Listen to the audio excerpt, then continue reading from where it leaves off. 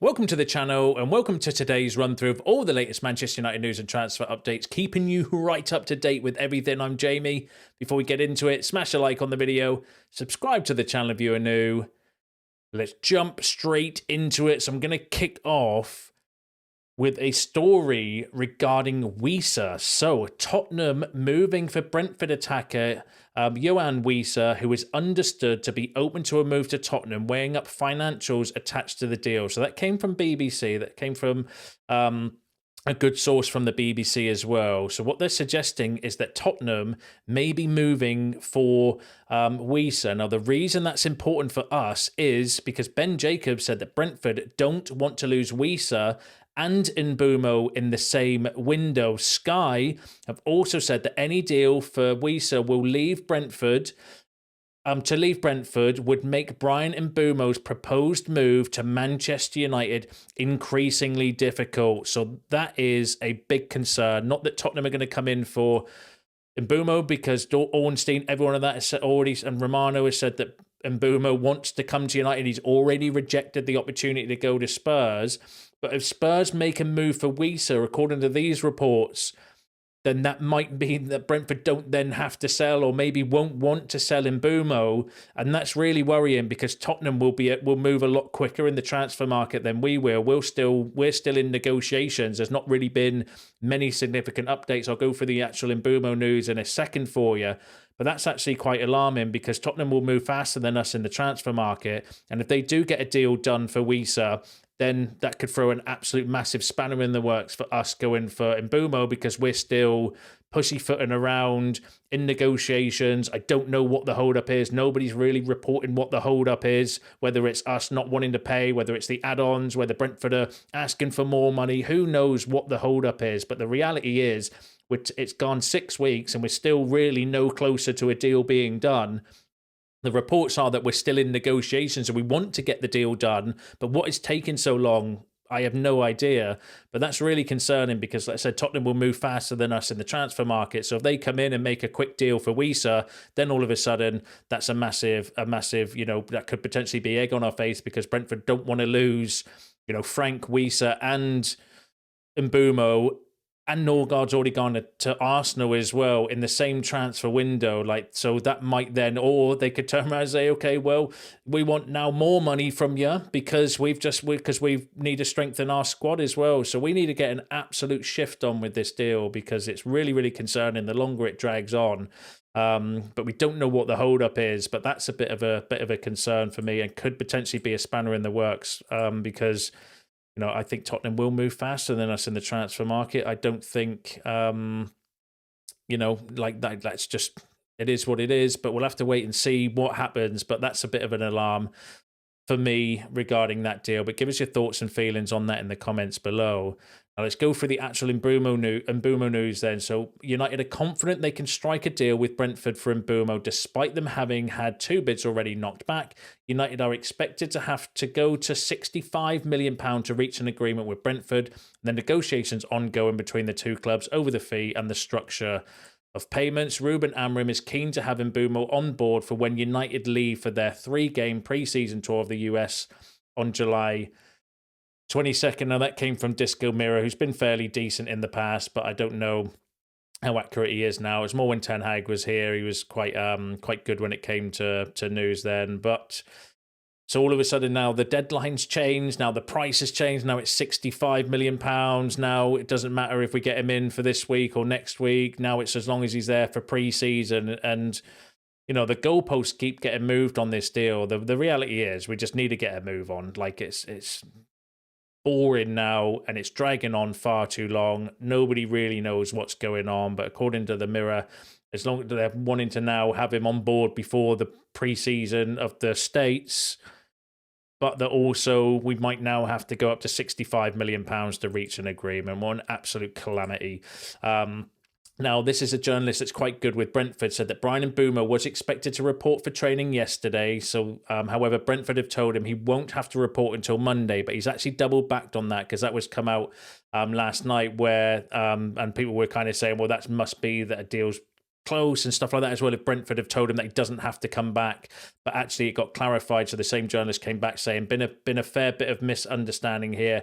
It was my understanding last week that Mbeumo could return to pre-season training, but he hasn't been involved as he hadn't been involved in internationals. However, so it's been clarified that he was always due back next week, so Monday the 14th. So Mbeumo was always expected to be back at Brentford on this Monday coming, not last Monday. And there was a bit of confusion around that because people were thinking, well, he was meant to be back on the 7th and he's still on holiday, which I did mention in yesterday's video. Then maybe the reason he's been they've extended his holiday so that they can get a deal done with United, but that actually never the case. He was always expected back on the 14th of July, according to that report. And then Sky have said that Man United are not far away from the overall fee Brentford want, £65 million. So we're now hearing £65 million from a few places, whereas before it was, I don't know, we've heard anything between 62.5 to 65 million. Man United remain optimistic of agreeing a deal to sign Bryan and Mbeumo in time for the forward to be part of their pre-season tour of the United States. So now all of a sudden it's £65 million and we're okay to get him as long as we get him before the US tour as well. But going back to the original story, if we don't get a move on and Tottenham make a quick move for Wissa, who knows? But then that story could be coming out from Brentford, because we've heard this before, where there was links or reports coming out that Tottenham had made a £70 million bid for Mbeumo, and that was absolutely debunked. They've never bid anything for Mbeumo because they know that he wants United. They might go for him if the deal collapses. They might pivot to him and do a deal with Brentford if he doesn't come to United, but he's rejected Tottenham. He doesn't want to go to Tottenham. He wants to come to United at the moment. So unless we walk away from the deal or the deal collapses, Tottenham haven't actually made a bid. So that story could just be coming out from Brentford again, putting it out in the media that they're going to sell Wissa to Tottenham as a way to maybe get us to get a shift on or increase our bid. That's not beyond the realms of impossible, I don't think, neither. But it's concerning. It is massively concerning. The longer this drags on, the more concerned I get about the deal personally. But you'll have to give us your thoughts and feelings on it in the comments below. It just seems to be, I don't know what the holdup is. Nobody really knows. Obviously, it will come out eventually what's happened, but very frustrating, very worrying, especially if that reports are to be believed as well, because, it's come from the BBC, Sky, Ben Jacobs as well, all saying that Tottenham are preparing a bid for Wissa, and if that happens, Brentford are in a different position financially where they don't actually have to sell and they don't have to accept our offer. They can ask for more money, and then this deal will either just collapse or it will just drag on or be way more expensive than what it is currently. But keep an eye on it for you. Loads of moving parts, loads of things could happen potentially from there. So I'll keep an eye on it for you, bring you any updates when they come out. But give us your thoughts and feelings on that in the comments, because it'd be interesting what you think regarding that in the comments below. Now, let's move on to some other news. So, Juventus are open to the idea of terminating Dusan Vlahovic's contract amid recent links with Manchester United. Sky Italy journalist Damarcio has revealed Vlahovic is believed to be one of the best paid players in the Italian top flight, earning a whopping £315,000 a week. The Serbian international was linked with a move to United earlier this summer, and is said to be open to the idea of joining forces with Ruben Amorim before the new season. According to Gimme Sport sources, Vlahovic is desperate to test himself in the Premier League and remains hopeful Man United will pounce amid his availability on the market. Now, that came from Gimme Sport, suggesting, and actually originally from Damarcio. So Damarcio is saying that maybe Juventus might terminate Vlahovic's contract. I wish we had the balls to do that with some of the players we've got, but it's not just about having the balls, it's about having the money in order to be able to do that. We don't have the cash to do that. But that would be a solution to a lot of our problems, to get the wages off the books as well. But we are where we are. But suggesting that Juventus might terminate Vlahovic's contract, and then all of a sudden if he becomes a free agent, although I don't know how that would work, whether you would still have to pay maybe some compensation to Juventus to help them pay his contract out. Who knows? We know from previous reports he is prepared to take a pay cut, but still wants around £200,000 a week. So does that make Vlahovic a viable option now? But I doubt it. I think the feels to me the Vlahovic rumours and stuff is more coming from agent wanting, like linking him with Man United, a little bit like we had with Dominic Calvert-Lewin and stuff recently, where it's actually agents reaching out to United maybe more than United reaching out to Vlahovic and wanting him in, but who knows? It's a striker that's available, could potentially be available on a free. According to Caught Offside, they're saying that we might. There's obviously rumours of a swap deal involving Sancho as well. They're saying Manchester United have held talks with Juventus over a potential swap deal involving Vlahovic and Jadon Sancho. We've had that before from previous reports, so that's not exactly breaking news.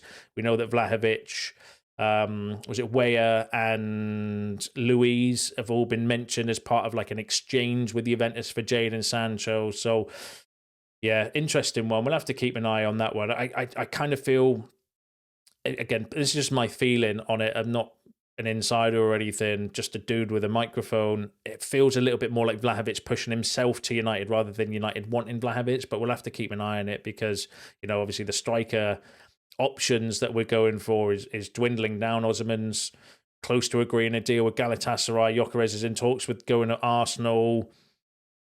They were the two main ones that we were linked with. So we'll have to wait and see how it plays out. But give us your thoughts. Give us your thoughts on Vlahovic in the comments. Actually, it'd be interesting to read what you think. Now, Manchester United tipped to make a bid in coming days for Boca Juniors midfielder Milton Delgado, with Argentina clubs seeking more than 11 million euros to sanction sale. United are considering taking advantage of Delgado's current situation at Boca Juniors. The 20-year-old wasn't utilised during the Club World Cup, with new head coach Miguel Russo seemingly not as keen on the midfielder as his predecessor, Fernando Gago. So that came from Goal Brazil, who are actually a decent source for South American news. They've got like 10.5 million followers, I think, online, so a decent outlet, suggesting that maybe United might be looking at Milton Delgado. I have no idea who this lad is. This is exactly the sort of signing I want us to go and get, though. Just somebody unknown, a hidden gem,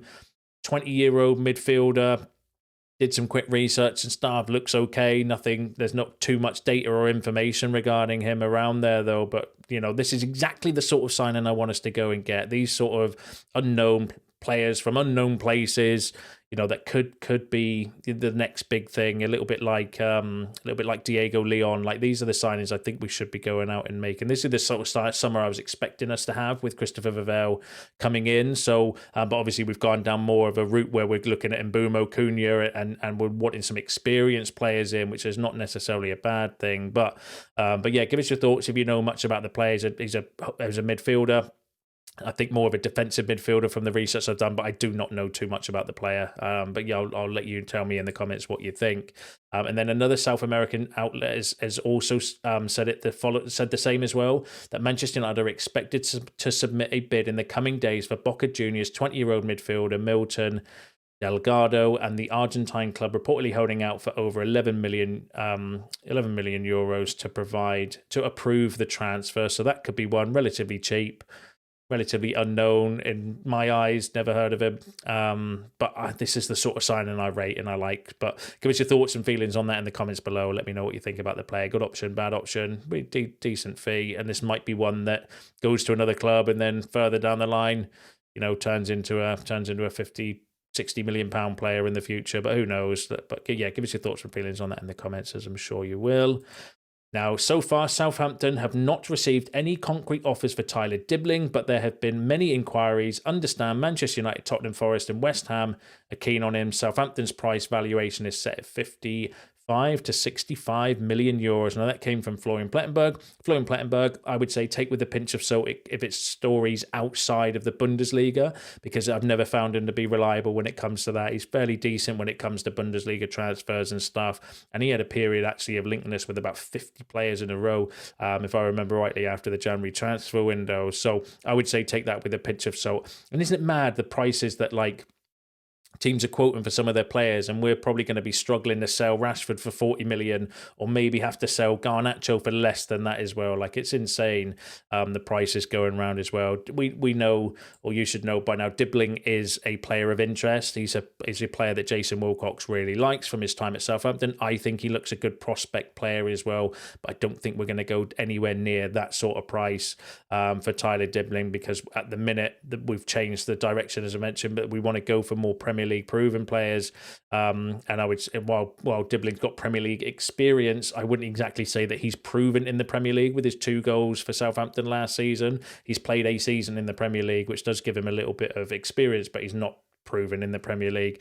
And I think that would be way too much for what we're looking for at the moment. But he's a player to pay attention to and keep an eye on. Maybe if the Mbeumo deal doesn't go through, maybe that could be an option that we pivot towards and go for. Who knows? But he is a player I think we would, if we had the money, I think we'd go for him, is what I'm trying to say without waffling. But give us your thoughts and feelings on that in the comments below. Now, this was interesting. So, Barcelona could reportedly make a move for Alejandro Garnacho if they are unable to strike a deal with Manchester United for Marcus Rashford this summer. However, Italian journalist Marcio claims that Rashford's United teammate Garnacho could throw a spanner in the works of his dream move, as the La Liga outfit could be ready to target the Argentine as an alternative. Now, I read that in the Manchester Evening News. Again, it came from Marcio, so we do need to, I'd take it with a little bit of a pinch of salt, because he was once upon a time really, really credible. Not so much recently as well, but that would be a spanner in the works. Imagine that if Barcelona decide to not go for Rashford after he's literally offering his begging bowl, waiting to go there and wanting to go there, and that's the move that he wants. Imagine if Barcelona just decided to go for Garnacho. Now, I know Garnacho wants to stay in the Premier League ideally, but if you've got a choice between going to, like, I know, Villa or Barcelona, that might change his mind. And would they see Garnacho as more of a viable option, or more of a cost-effective option for Rashford? Who knows? Like, that would be really interesting, though. Imagine that if that happened. Imagine if Barcelona ignored Rashford and then decided to go for Garnacho instead. I mean, you know, I wouldn't put it past them. I wouldn't put it past them. But I'd want to see a bit more credibility than Marcio. You know, Marcio's hit and miss, but that would be really interesting. So I thought that was a good story to bring you. So give us your thoughts and feelings on that in the comments below. Now, on Rashford, Marcus Rashford reported back to training on Monday and Tuesday, despite being given extra time away to find new club. He trained on individual basis at Carrington and did not take part in team training with the rest of Ruben Amorim's squad. So it came from The Athletic. So Rashford has been back at Carrington, back in training. That was always the case, though. They weren't, I think the stories coming out saying they were told to stay away, I think, was a little bit dramatized by the media. The reality is that have been told that they can use the training facilities. They're still paid players and contractually, you know, Manchester United players. You can't just turf them out without repercussions and consequences of that. So they can use the facilities and the training facilities, and by all accounts, Marcus Rashford has come back, used the training facilities, but he's still being kept away from the squad, which I think is what Amorim wants. I don't think he wants them with the first team squad, because he doesn't want, you know, he doesn't want the distraction, and he wants to fix the culture at United, and he doesn't want players that are not part of that within the group. So I don't have a drama with that personally. Now, interestingly, we've had a little bit of news regarding Malacia. So Celtic have been told Manchester United would accept £3 million for Tyrell Malacia. That came from the Daily Record. It's the only story or the only link that I could find or that we've had recently regarding Malacia.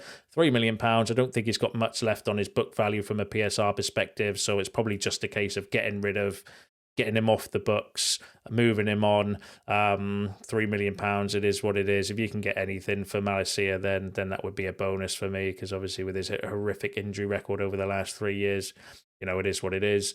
But yeah, that would be a decent shout, actually, Celtic for Malacia. But that's the only link we've had regarding Tyrell Malacia. So if we can do a deal with anybody for him, then I think we should just take it and cut our losses and all move on with our lives. But give us your thoughts on that in the comments below. Let's go through Jadon Sancho. So Sancho to Juve has never been so close. Negotiations completed. The player will be a Juventus player, barring complications, which are not foreseeable at the moment. 25 million valuation, everything settled with United and Sancho's agent. So that came from a Italian journalist who apparently is quite close to Juventus, but I don't know the credibility personally. And then Alfredo Padula, who's decent, said that talks have gone very well with Sancho. Now Juventus can decide whether to act or wait for a possible discount from FC Porto for Conceição. Mendes is working on it. The 30 million release clause ends on Tuesday, and then it rises to 45 million. Sancho cannot be a backup plan. and he cannot wait too long. Juve know this. The perfect solution would be Sancho plus Conceição and sell Nico Gonzalez. So that's a good update from Alfredo Padula, because yesterday DiMarzio gave a story and I was like, well, that doesn't really make sense as to whether they were going for Conceição ahead of Sancho or whether Sancho was seen as a backup if they can't get Conceição. Were they going for both? According to Alfredo Padula, they want both. So that's good. But we need to wait and see, because we've been hearing from Italian sources and media outlets and journalists for weeks saying this deal is close and close and getting close and nearly done and almost done and nearly done and done a little bit more than it was yesterday. That's all the nonsense going out regarding Sancho. But until we'll just need to wait and see, because I actually think that'll be a big deal, getting rid of Sancho. I never thought we would be able to sell Sancho permanently. I thought it would be a loan with a loan, and then he walks out away on a free contract next summer, and we still have to pay half of his wages. So if we can get anything for Sancho and get him off the books, then that would be a bonus, in my opinion. But yeah, give us your thoughts and feelings on that in the comments below. Give us your thoughts on all the other topics discussed in today's video, because that's you all up to date with the latest news and transfer updates. Smash a like on the video on your way out. Subscribe to the channel if you're new. See you in the next one.